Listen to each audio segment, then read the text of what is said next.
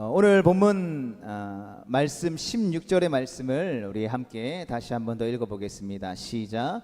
또 비유로 그들에게 말하여 이르시되 한 부자가 그 밭에 소출이 풍성하매. 아멘. 이 결실의 계절에 우리 모두가 다 우리의 삶 가운데에 고백되어지고 또 바라는 일들이 바로 그것일 것입니다.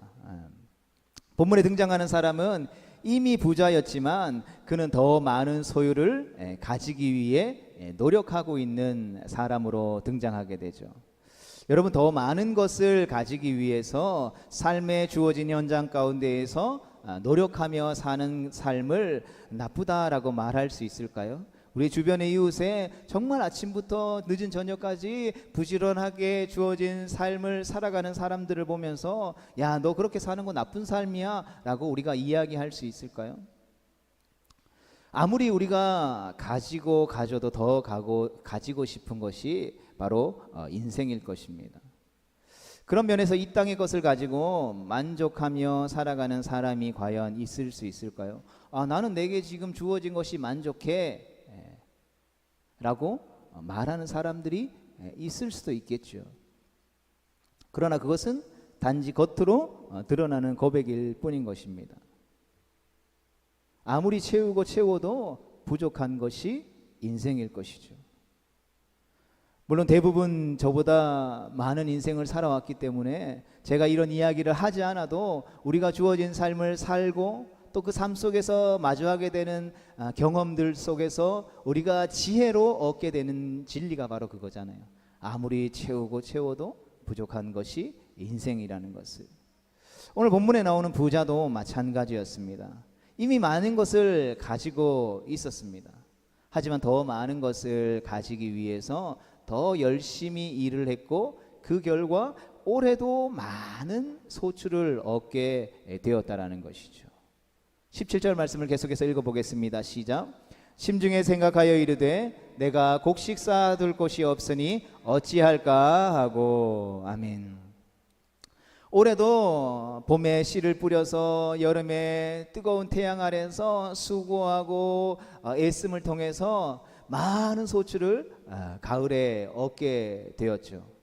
그리고 그 부자는 그러한 소출로 인해서 만족해하고 있다라는 것이죠.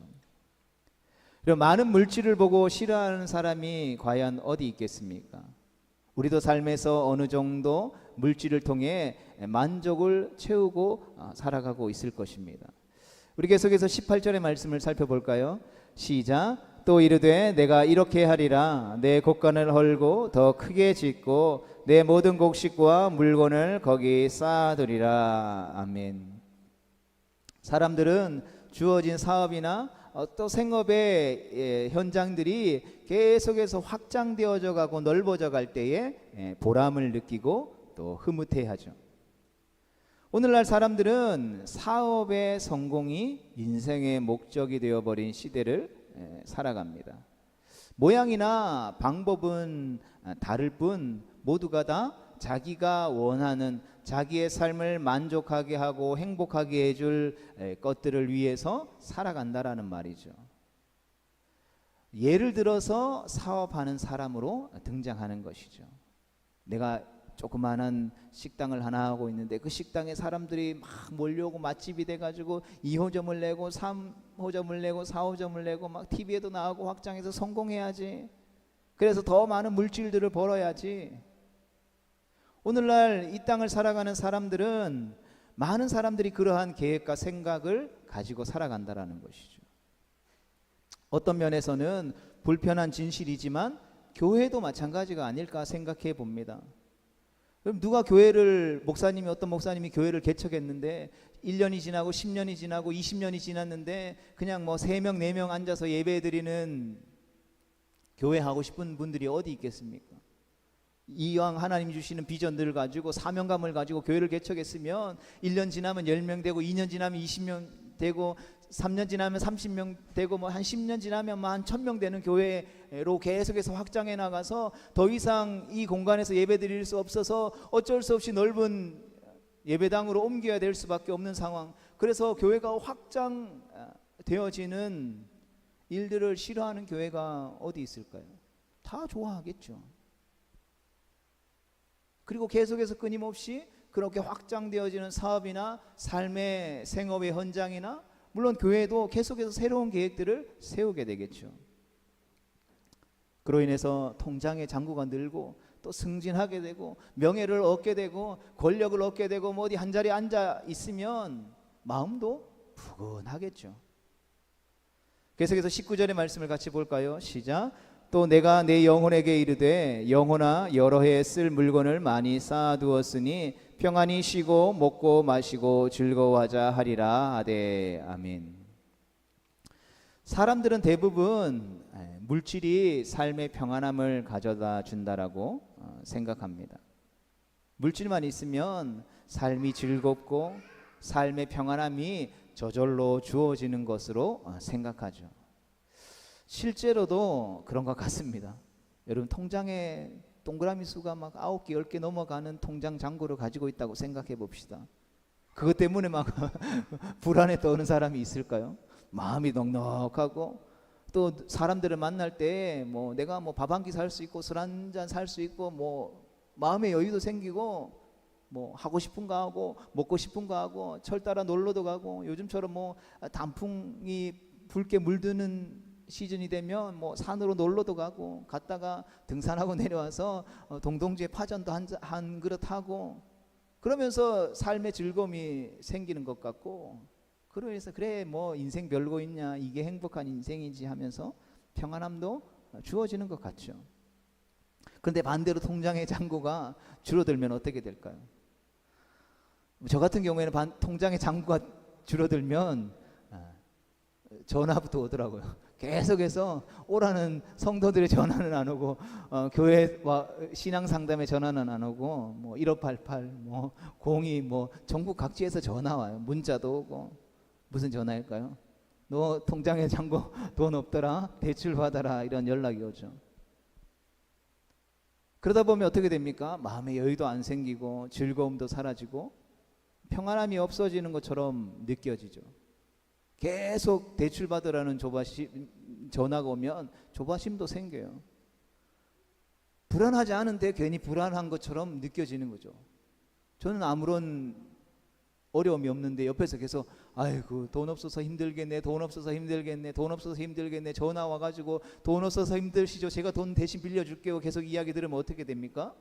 어느 순간 아 진짜 내가 돈이 없어서 불안하구나 라는 조바심이 생기게 되더라는 것이죠. 그런 면에서 물질의 풍성함으로 인해서 즐거워하는 본문의 부자는 그 물질로 인해서 과연 인생을 보장받았을까요? 여러분 이게 우리가 함께 나눠야 할 이야기의 핵심이지 않을까요? 아우 저 옆에 동네에 누가 막 부자가 됐대. 거기서 우리가 나누는 이야기가 끝나면 너무 허무하잖아요. 그래서 뭐 어쩌라고. 내가 부자가 된 것도 아니고 옆 사람이 부자 됐는데. 우리가 궁금한 건 그 다음 이야기잖아요. 저 사람이 졸부가 됐는데 그래서 그 사람 인생이 행복하대? 행복하다고 이야기를 들으면 아이고 배 아프고 좀 졸부 됐는데 그 돈 때문에 뭐 사고 났대, 뭐 집에 안 좋은 일이 생겼대, 그러면 괜히 그거 봐 돈 많은 것도 별거 아니야 안심하게 되는 게 우리라는 것이죠. 오늘 본문에 나오는 이 부자의 이야기를 우리가 함께 나누면서 우리가 궁금해야 될 부분들도 그거라는 것이죠. 이미 부자였지만 열심히 수고하고 노력해서 더 많은 것들을 누리게 됐죠.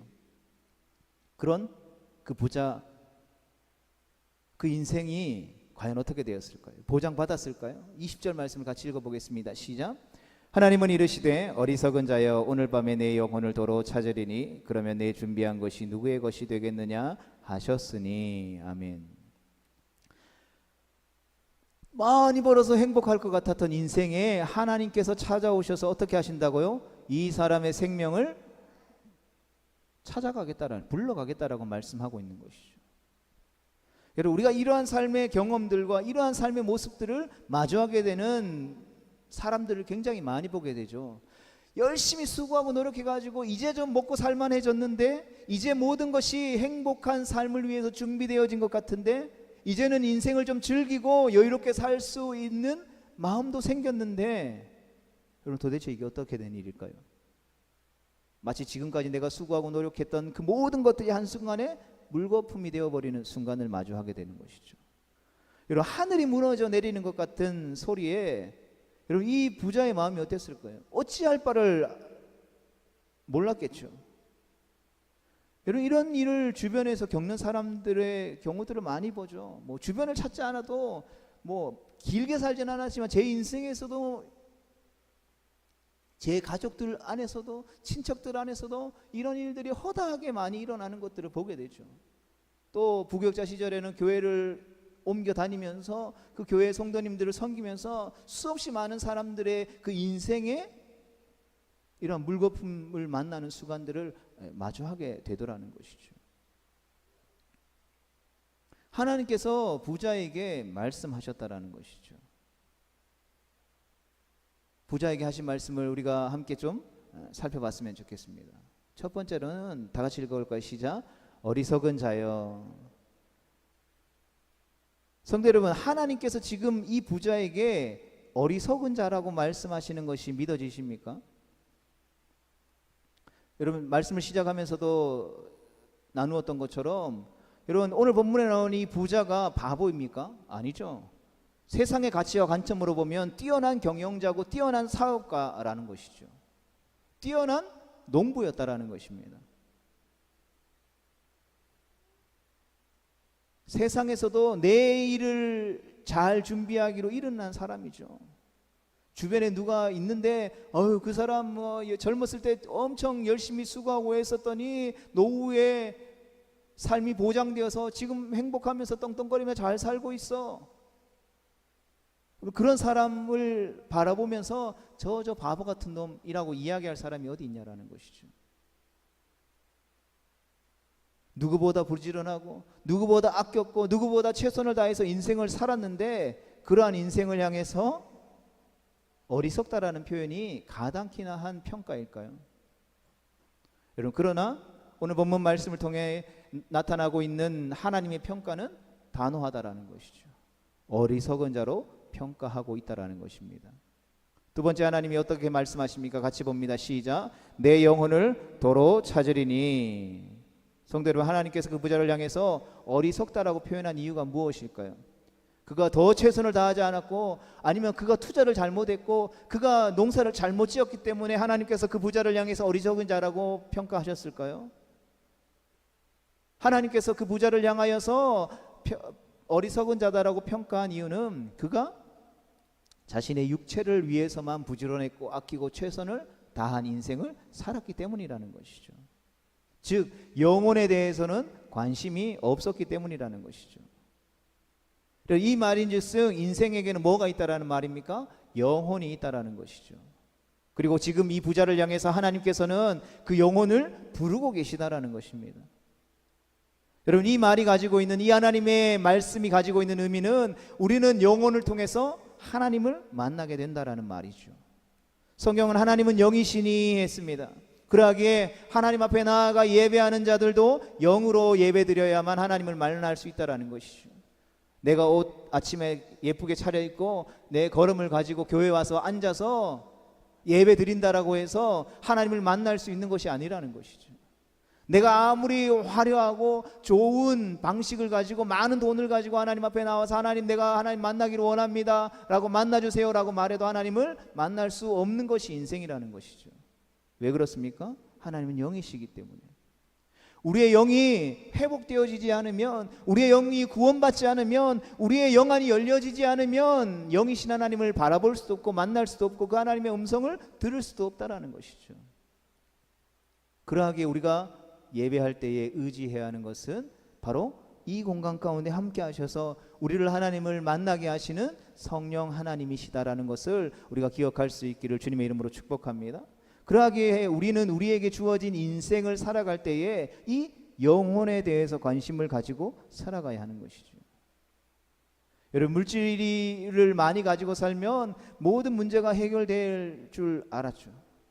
저도 어렸을 때에 뭐 사글세라고 하죠. 1년마다 집 옮겨 다녀야 되는, 너무 이사 다니는 게 싫었어요. 뭐 멀리라도 가면 괜찮은데 요 방에서 옆 방으로 옮기고 옆 방에서 옆집으로 옮기고, 그렇게 뭐 초등학교 때 계속 이사 다니고 중학교 때도 이사 다니고, 뭐 고등학교 들어가서는 부모님이 뭐 단양으로 가셨다가 저 논산으로 가셨다가 또 여기 이제 구미로 이사 오시고, 고등학교 3년 내내 계속 이사 다니고, 그래서 1학년 때는 단양으로 기차 타고 학교 마치면 부모님 계신 데로 가고, 또 2학년 때는 논산으로 갔다가 거기서 또 쫄딱 망해가지고 그 다음에는 여기 구미로 오게 됐죠.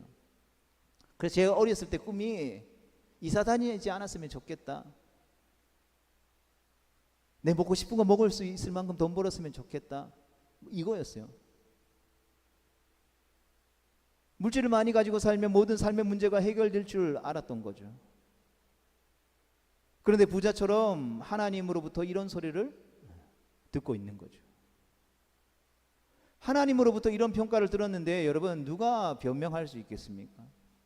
여러분, 오늘 본문에 나오는 부자가 할 수 있는 것은 아무것도 없었다라는 것이죠.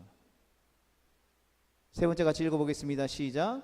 내 예비한 것이 네 것이 되겠느냐.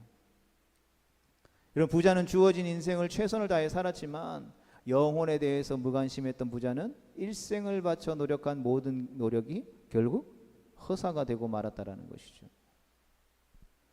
죽음 앞에, 하나님의 그 부르심 앞에 전혀 힘을 쓸 수 없었다라는 것이죠. 죽도록 모은 그 많은 물질을 가지고 영혼의 문제 하나 해결할 수 없다라는 사실이 너무나 허무한 일이 아닐 수 없었다라는 것이죠. 성도 여러분, 인생은 하나님이 반드시 부르시는 줄 믿습니다. 모든 영혼을 다 부르시는 때가 있다라는 말이죠. 그러하기에 이 때를 준비해야 한 지혜로운 자요 현명한 자인 것입니다. 오늘 본문에 등장하는 부자, 세상적인 가치로 보면, 그걸로 평가한다면 많은 돈을 모으고 주어진 삶에 낭비하고 뭐 허랑방탕하게 쓴 것이 아니라 정말 최선을 다해서 자기의 주어진 인생을 열심히 살았던 멋진 사람이잖아요. 누구에게 소개시켜줘도 부끄럽지 않을 만큼 존경받을 만한 사람이었다라는 것이죠. 그러나 그것은 세상적인 평가였다라는 것이죠. 세상에서 아무리 그 사람을 높게 평가한다 한지라도 하나님의 평가 앞에 그 세상의 평가는 아무것도 아닌 것이 되어버렸다라는 것이죠. 하나님은 그런 그를 향해서 단지 어리석은 자라고 평가를 내릴 뿐이었다라는 것이죠. 그렇다면 우리가 반드시 질문해야 되겠죠. 왜 이런 결과가 찾아왔을까? 성도 여러분, 왜 부자에게 이런 결과가 찾아온 것입니까? 오늘 본문 21절 말씀을 같이 보겠습니다. 시작. 자기를 위하여 재물을 쌓아두고 하나님께 대하여 부여하지 못한 자가 이와 같으니라. 아멘. 첫 번째 같이 읽어봅니다. 시작. 인생의 목적이 잘못되었습니다. 그리고 물질이라고 하는 것은, 세상에 잠깐 있다 사라지는 것은 인생의 목적이 될 수 없다라는 것이죠. 단지 살아가는 데에 필요한 것일 뿐이라는 것이죠. 오늘날 많은 사람들이 물질 모으는 그 자체를 목적으로 살아가고 있죠. 그러다가 결국 허무하게 인생이 끝나는 사람들이 너무나도 많이 있다라는 것이죠. 그럼 저는 기도할 때에 성도들의 삶 가운데에 물질의 축복이 넘치기를 항상 기도합니다. 부르신 삶의 자리에서 재물을 많이 벌 수 있기를 주님의 이름으로 축복합니다. 그러나 그 재물을 인생의 목적으로 삼아서는 안 된다라는 것이죠. 그리고 그 물질을 위해서도 살아가서는 안 되는 것입니다. 두 번째 같이 읽어봅니다. 시작. 하나님에 대해 부여치 못했습니다. 여러분, 하나님에 대해 부여하다라는 말은 막 벌어들인 거 가지고 다 그냥 교회에 갖다 바쳐라, 이 말로 오해하시면 안 됩니다. 오늘날 현대인들은 하나님에 대해서 너무나도 인색하죠. 그러니까 이 말은 하나님에 대해서, 창조주에 대해서, 영혼에 대해서, 죽음에 대해서, 죽음 이후의 인생에 대해서 생각조차 하고 싶어 하지 않으려 한다라는 말인 것이죠. 많은 사람들이 그렇게 이야기하죠. 복음을 전하다 보면, 야, 먹고 살기 바쁜데 무슨 하나님이야, 무슨 교회야, 무슨 예배야. 내 먹고 살기 좋은 형편 되면 그때 교회 갈게. 교회 다니는 사람들, 삶의 여유가 있고 할 일이 없으니까 교회 나가는 거 아니야 라고 치부해버리는 사람들이 많다라는 것이죠. 젊은 세대로 가면 갈수록 이러한 생각들은, 이러한 평가들은 더욱더 크게 나타나는 것이죠. 그래서 주변에 누가 가족 중에 교회 나가려고 하면 수단과 방법을 가리지 않고 교회 못 나가게 하죠. 왜요? 인생 낭비라는 것이죠. 교회 가서 예배 드린다고 뭐 직장 뭐 승진이 되냐, 땅값이 올라가냐, 뭐 밭에 소출이 넘쳐나냐, 그거 다 낭비야. 그거 다 심리적으로 연약한 사람들이 그냥 의지하려고 그냥 종교를 믿는 것뿐이야 라고 치부해 버린다라는 것이죠. 그러나 성도 여러분, 시대가 아무리 변하고 세상의 가치가 아무리 변한다 할지라도 결코 변하지 않는 진리가 있다라는 사실들을 믿으시기를 축복합니다. 그것은 바로 하나님께서 천하보다 귀한 생명의 주인이시다라는 것이죠. 이 말은 우리가 천하보다 귀한 생명이라는 말도 되지만 우리의 생명이 우리의 것이 아니라 주인 되신 하나님의 것이다라는 말도 된다라는 것이죠. 하나님이 우리의 인생과 이 세상 모든 것을 주관하시는 분이시다라는 사실입니다. 여러분 아멘이십니까? 우리가 이제 이 오늘 본문 읽었던 누가복음 12장 21절 이후에 22절부터 31절까지의 말씀을 함께 읽어볼 텐데요, 이 말씀이 오늘 예배하는 우리에게 주시는 생명의 말씀으로, 진리의 말씀으로 주어지기를 주님의 이름으로 축복합니다. 우리 이 말씀 천천히, 주님이 우리에게 주시는 생명의 말씀, 진리의 말씀인 줄 믿고 우리 천천히 한번 읽어봤으면 좋겠습니다. 시작. 또 제자들에게 이르시되 그러므로 내가 너희에게 이르노니 너희 목숨을 위하여 무엇을 먹을까, 몸을 위하여 무엇을 입을까 염려하지 말라. 목숨이 음식보다 중하고 몸의 의복보다 중하니라. 까마귀를 생각하라. 심지도 아니하고 거두지도 아니하며 골방도 없고 창고도 없으되 하나님이 기르시나니 너희는 새보다 얼마나 더 귀하냐. 또 너희 중에 누가 염려함으로 그 길을 한 자라도 더할 수 있느냐. 그런즉 가장 작은 일도 하지 못하면서 어찌 다른 일들을 염려하느냐. 백합화를 생각하여 보라. 실도 만들지 않고 짜지도 아니하느니라. 그러나 내가 너희에게 말하노니 솔로몬의 모든 영광으로도 입은 것이 이 꽃 하나만큼 훌륭하지 못하였느니라. 오늘 있다가 내일 아궁이에 던져지는 들풀도 하나님이 이렇게 입히시거든. 하물며 너희일까 보냐. 믿음이 작은 자들아. 너희는 무엇을 먹을까 무엇을 마실까 하여 구하지 말며 근심하지도 말라. 이 모든 것은 세상 백성들이 구하는 것이라. 너희 아버지께서는 이런 것이 너희에게 있어야 할 것을 아시느니라. 다만 너희는 그의 나라를 구하라. 그리하면 이런 것들을 너희에게 더하시리라. 아멘. 성도 여러분, 그러하기에 인생은 하나님을 믿어야 하는 것입니다.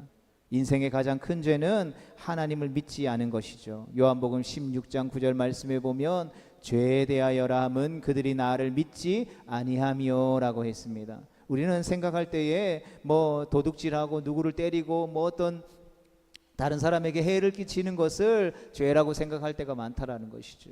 그러나 우리의 인생에 있어서 근본적으로 해결돼야 될 죄의 문제는, 그것은 창조주 하나님, 인생의 주인 되신 하나님을 믿지 아니하는 것에 있다라는 것을 우리는 기억해야 하는 것이죠. 그러하기에 하나님은 에덴 동산에서 죄를 범하고 숨었던 아담과 하와를 향하여서 부르시죠. 그 부르심 이후에 지금까지, 주님 다시 오시는 그날까지 주님은 예수님을 통해 죄 가운데 있는 인생을 구원하시기 위해 지금도 부르고 계시다라는 사실들을 믿으시기를 축복합니다. 사도행전 16장 31절 말씀에 주 예수를 믿으라. 그리하면 너와 내 집이 구원을 받으리라 했습니다. 하나님께서 인생을 이 세상에서만 살 수 있도록 일회용 인간으로만 만들지 않으셨음을 믿으시기를 축복합니다. 인간에게는 영혼을 주셨죠. 영혼을 사모하는 마음을 그 마음 가운데 주셨기 때문에 인생이 맞춰지는 그 순간에 그 영혼에 대해서 확답을 얻지 못한 사람들은 두려움에 떨 수밖에 없다라는 것이죠. 그러나 그 영혼에 대한 확답을 가진 사람은 두려움에 떠는 것이 아니라 기쁨으로 그 영혼에 입성하게 되는 줄로 믿습니다. 오늘 본문에 등장하는 부자의 잘못이 바로 영혼을 준비하지 못했다라는 것이죠. 그러하기에 오늘 본문의 부자의 모습을 통해서 오늘 예배하는 우리에게 말씀하시는 주님의 말씀은 영혼에 대해 준비하는 삶을 살라라는 것입니다. 성경에는 영생하다라는 단어가 수없이 많이 등장하죠. 영생이라고 하는 것은 영원히 산다라는 말입니다. 이는 죽음 이후의 인생을 위해 처소를 준비하고 계신 하나님의 뜻을 엿볼 수 있는 것이죠. 하나님은 인생에게 영생을 주기를 원하십니다. 그래서 성경 곳곳에 이 수많은 이 영생에 대한 말씀을 하고 있는 것이죠. 우리가 이 시간에 다시 한 번 더 이 말씀들을 함께 나누면서 우리의 영혼의 이 영생에 대한 소망이 다시금 불릴 듯 일어날 수 있게 되기를 주님의 이름으로 축복합니다. 그래서 그 영생에 대한 소망 가운데에 영생으로 우리를 초청하시는 예수님을 만나고 그 말씀의 빛을 통해서 영원한 생명을 얻게 되기를 주님의 이름으로 축복합니다. 우리 주님께서 영원으로 초청하시는 주님의 말씀을 우리가 천천히 다시 한 번 더 우리 몇 개의 말씀을 같이 읽어보겠습니다. 시작. 하나님이 세상을 이처럼 사랑하사 독생자를 주셨으니 이는 그를 믿는 자마다 멸망하지 않고 영생을 얻게 하려 하심이라. 아들을 믿는 자에게는 영생이 있고 아들에게 순종하지 아니하는 자는 영생을 보지 못하고 도리어 하나님의 진노가 그 위에 머물러 있느니라. 내가 진실로 진실로 너희에게 이르노니 내 말을 듣고 또 나 보내신 이를 믿는 자는 영생을 얻었고 심판에 이르지 아니하나니 사망에서 생명으로 옮겼느니라. 썩을 양식을 위하여 일하지 말고 영생하도록 있는 양식을 위하여 하라. 이 양식은 인자가 너희에게 주리니 인자는 아버지 하나님께서 인치신 자니라. 내 아버지의 뜻은 아들을 보고 믿는 자마다 영생을 얻는 이것이니 마지막 날에 내가 이를 다시 살리리라 하시니라. 진실로 진실로 너희에게 이르노니 믿는 자는 영생을 가졌나니 내가 그들에게 영생을 주노니 영원히 멸망하지 아니할 것이요 그들을 내 손에서 빼앗을 자가 없느니라. 아멘. 사랑하는 성도 여러분, 예수 그리스도를 믿음으로 영생을 얻으시기를 주님의 이름으로 축복합니다. 하나님의 말씀은 우리가 새로운 피조물로 거듭나서 하나님의 가족이 될 수 있는 아주 단순하고도 간단한 방법을 알려주십니다. 우리가 이 방법을 통해서 영생을 유업으로 받아서 천국에서 영원히 살 수 있게 되기를 주님의 이름으로 축복합니다. 우리의 죄값을 치르기 위해서 십자가에 죽으신 예수 그리스도를 진심으로 살아계신 하나님의 아들로 우리가 믿는다면 우리는 구원을 얻을 수 있게 되는 것입니다. 우리 로마서 10장 8절에서 11절까지 말씀을 봅니다. 시작. 말하느냐 말씀이 내게 가까이여 내 입에 있으며 내 마음에 있다 하였으니 곧 우리가 전파하는 믿음의 말씀이라. 내가 만일 내 입으로 예수를 주로 시인하며 또 하나님께서 그를 죽은 자 가운데서 살리신 것을 내 마음에 믿으면 구원을 받으리라. 사람이 마음으로 믿어 의에 이르고 입으로 시인하여 구원에 이르느니라. 성경에 이르되 누구든지 그를 믿는 자는 부끄러움을 당하지 아니하리라 하니. 아멘. 우리가 이 시간에 함께 우리 앞에 화면에 나오는 기도문을 함께 읽고 우리가 말씀을 마쳤으면 좋겠습니다. 우리 다시 한 번 더 우리 가운데 말씀하시는 주님, 그 주님을 기억하고 또 주님 앞에 우리 진실되이 함께 기도하며 나아가는 시간 될 수 있기를 축복합니다. 우리 같이 읽겠습니다. 시작. 하나님 아버지, 저는 예수 그리스도를 주님으로 고백합니다. 예수님이 하나님의 아들이신 것과 나의 죄를 용서하기 위해 십자가에 달려 피 흘려 죽으신 것을 진심으로 믿습니다. 그리고 예수님께서 3일 만에 죽은 자들 가운데서 다시 살아나신 것을 믿습니다. 그 살아계신 예수님께서 지금 나를 구원하심을 믿습니다. 주님, 나는 죄인입니다. 나의 죄를 용서해 주시고 지금 구원해 주옵소서. 예수님의 이름으로 기도드립니다. 아멘.